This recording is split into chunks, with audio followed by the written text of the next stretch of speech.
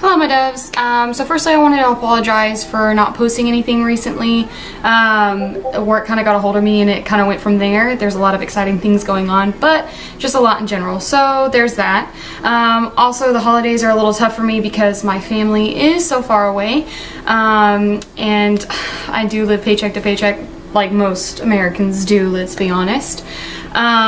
But enough about that. So I wanted to talk to you guys about something that people have said to me numerous times. And so what people, especially people who were around while stuff was going on with my stepfather, those people like to tell me, oh, you know, it wasn't all bad, you know, or you had some good days, you know, like you weren't crying in a corner balled up all the time, so obviously it wasn't all that bad, right? So there are two different meanings whenever people say this to me, and these are just things that I feel whenever they say it to me. So meaning number one is like, get over it, it wasn't all that bad, so suck it up and quit throwing yourself a pity party. Somebody actually told me that. And then two is, I don't want to admit that it was a terrible thing and I feel guilty about, you know, it happening right under my nose, so I'm going to try and make it sound less than what it was so that I don't feel like such a terrible person, which we'll get into that in a little bit second. But I would never ever blame anybody other than my stepfather, because he is the one who did it. He is the one who has his problems. It's nobody else's fault but his, to be completely honest, and that's truly how I feel. Oh, Senor, can you just... Sorry. And so that's truly how I feel about all of that, and I like to think that you know, even though yes, it was terrible for them because in some instances they were related to him, but at the same time, like, you don't get to diminish that because it makes you feel more comfortable about it. That's not how this works. So it is not my job to make anyone else feel better about what happened except for me. You know, I have to be the one to make myself feel better about what happened because, you know, nobody else is going to, and you know, I have to live with it somehow. So that's my job. It's not my job to make somebody else feel better because they just feel guilty. Like, I don't have time for that. But that being said, I definitely don't want to walk around flaunting it, expecting everyone to pity me at the same time. That's not who I am. Like, even this channel and talking about it, it isn't about like, oh, poor me, you know, this happened to me. It's more about like, yes, this happened to me, and I was able to move on from it, and hopefully that'll inspire and show other people that even if something like this happens to you, it's not the end of the world. And you guys know that. I don't doubt in my mind that you guys don't know that, or that you think that it's anything other than that. And honestly, you know, this whole channel has been like the most vocal that I've ever been outside of therapy. And even in therapy, there were a lot of things that we didn't touch on just because I wasn't really ready to, or my therapist didn't necessarily think that it was necessarily necessary. So this is the most vocal that I've ever been about it, and it's a little uncomfortable. I don't know if you guys can tell. I don't have a problem speaking in front of people, but at the same time, this is kind of, it is a sore subject. It's something that not a lot of people want to talk about, something that not a lot of people want to hear. But at the end of the day, it does happen and people are affected by it, and it is a lifelong situation that, you know, we have to deal with. And anyway, so it has always bothered me when people say this. They say those things because they simply do not know what it was like. You know, even if I wasn't balled up in a corner of every day crying, they don't know what it was like to live in that situation. They don't know what it was like to be 13 years old and have this happen to you. They have no idea. And so for them to say it diminishes what, you know, what's going on. And so I'm gonna break that down. So A, it wasn't all bad. You had good days. So because I was able to live through it, it didn't affect me? No. Because I was able to live through it, I'm a strong person, and that is what we should be accomplishing, or that's what we should be acknowledging, I should say, not accomplishing. That's what we should be acknowledging, not the fact that, oh, it wasn't all that bad. Like, okay. Also, the good days that you're talking about, I cried myself to sleep, or I felt completely dead inside. Like, you know, it wasn't all rainbows and sunshines. I'm just a damn good actress, if you're listening, Hollywood. Or it wasn't all bad. Quit throwing yourself a pity party. Literally. I know you guys don't know me from Adam, but, you know, so when it happened, and I lived and I survived, and you know, I did what I had to do to get him out of our lives and this, that, and the other thing, and I did what I had to do to survive. But I never once threw myself a pity party. Like, I broke down in my car one night and cried and said, you know, and every once in a while, yes, I do break down and I cry, and I'm like, I'm so tired of fighting and this, that, and the other thing, because it is exhausting. Like, day-to-day activities are super exhausting because of it, but I never threw myself a pity party. I was never like, woe is me. Like, it was never like that. And just because, you know, I cut myself off from the toxic people in my life, people sit there and say, oh, you're throwing yourself a pity party, and it's like, I mean, okay, if that's how you feel, I'm sorry that I couldn't just be rainbows and sunshines after all this happened, but whatever. So standing up to my stepfather at 18, helping my mother through the divorce, and moving out at 19, living on my own, well, kind of, because we all know from previous videos that I didn't necessarily live on my own, but I didn't live with a parental figure who was paying all my bills, and then going to therapy all by myself at 20, all of that was a pity party, I guess. I mean, hey, to each their own. If you're having a party, whatever, I guess, I don't know. And then option number C, or option number 3, whatever, option C. See, it wasn't all bad. You learned how to cook. Literally, that has been said to me because, you know, and we'll get into like all the details later, probably in the next video, but like literally, yes, I did learn how to cook because I was treated like a housewife and I had to do housewife things, and so cooking was one of them. So yes, I learned how to cook, and I am very passionate about cooking, and I can cook up some damn good meals, but to go through what I went through just to learn how to cook, I don't think it's a fair trade-off. Like, if you think about it,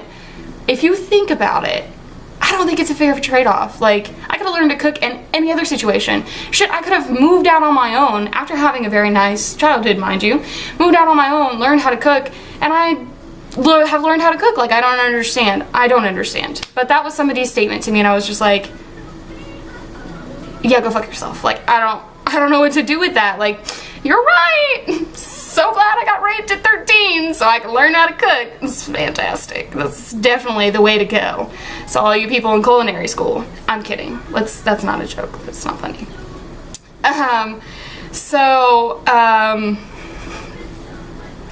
Like I said, you know, could have learned it anyway, but whatever. So glad that that was my situation. So I know that the people who said these things obviously couldn't handle the guilt or simply didn't get the situation at all. So I don't really blame them, but at the same time, it's not my job, you know? If you're looking for absolution, if you're looking for guilt-free, if you're looking for me to forgive you, I have nothing to forgive you for because you didn't do anything, and that's not, you know, that's nobody's fault. Like, it's just not. Like, it is what it is, but I do not have time to make myself feel better, so I definitely don't have time to make you feel better. Like, that is not my job. That's your job, not my job. Not my job. I don't get paid. So, you know, and of course, again, these people were relatives of my stepfather, so the guilt was even more, and their reactions to it are a little understandable, but at the same time, it's just like, it's not okay. And so, you know, if you're going through this and if you worked your way through it and you've, you know, become the warrior that you are and the survivor that you are, don't let people diminish how you feel and your accomplishments because they feel guilty. Do not let them do that to you. And you don't have to, like, you know, fight them for it, but just know within you, it is not your job to make anybody else feel less guilty or to feel better or to heal them other than you. You're the only person that you have to make feel better or feel less guilty or heal. That is, you are your number one priority, and nobody should think less of you because you are your number one priority. That's how this works. You know, you deserve the time it takes to heal, and the time it takes and the effort it takes to heal. You deserve that. I mean, you deserve way more than that, but that is something that you deserve. And so, you know, just whatever to them. I don't even know. Like, it has totally ended any kind of relationship with them that I could have ever had after the whole situation. Like, you know, I just can't. Like, every time I would go around, it was, oh, this and oh, that. And it was never just like, hey, you're a really strong person. I'm so sorry that this happened to you, but I'm so proud of the person that you've become. Never once came from them. I just don't understand. I really just don't. I mean, it is what it is, and some people can deal and some people can't, but at the end of the day, I have to do what's best for me.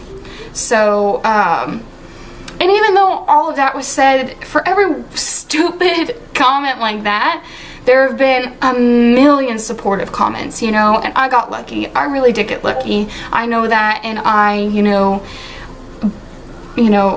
do know that. It's not something that I'm just like taking for granted, but at the same time, like, people say stupid shit. Like, people say the stupidest shit sometimes, and it's just like, that's cool, but, you know. So, and I've had enough support to go to the therapy and to live away from my family for so long. I definitely would not be able to live away from my family this long if I didn't have the support that I've had, and I definitely would not have gone to therapy, because my first experience with therapy was just, it was bad. Not that I was bad, not that I had like, it was just, the therapist and I didn't click. And if anybody has ever gone to therapy or has seen several therapists, then you know that you and your therapist kind of have to click. Y'all have to have a relationship where you can talk about whatever you need to talk about. And my first therapist, I could not do that. It just wasn't, we didn't have that connection. And so the second time I went to therapy, and the reason why I had her was because of, you know, the wonderful woman that saved my life, as you know from previous videos. Her mother recommended this therapist for me, and it was instant connection. It was instantly, this is where I need to be and this is what I need to do. And so with that, I was able to go, and I've had enough support to make it this far in life and then this far in recovery, because you know, I really didn't think I was going to be, this has been a project that I've wanted to do for quite some time now, and I definitely know that I wouldn't be able to do it without all the support that I have. And even now, like, I make videos when my boyfriend's not at home, because it's still like, it's still awkward, and you know, it's still like, even though I have the support, like, this is still really hard for me to do, and so it's just easier when nobody's home to do it. So in case you get confused, because in a lot of my videos I am smiling and I am a happy person, and I don't think about, you know, killing myself.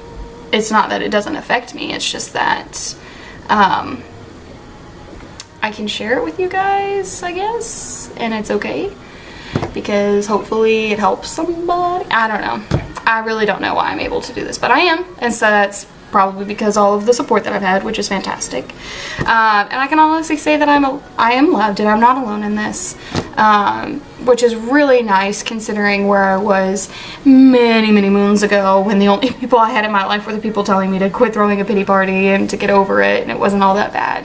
And so going from that to coming to be able to talk about it with people, and, you know, even though, and the looks are different. Like, if you've ever told anybody about a situation that was traumatic, like, you know, getting raped or anything like that, you'll notice that when you tell somebody that, there's a look in their face. They you know, they either look at you like, oh, I'm so sorry. And that look is like, I appreciate the fact that they're being sympathetic towards me, but it kind of, I don't know, it's kind of a fine line between sympathy and pity. But then there are people that I tell and I'm like, yeah, this is what happened to me, and they're like, oh my god, you know, you're so strong. And it's like, stop. But I am, though, thank you, but stop.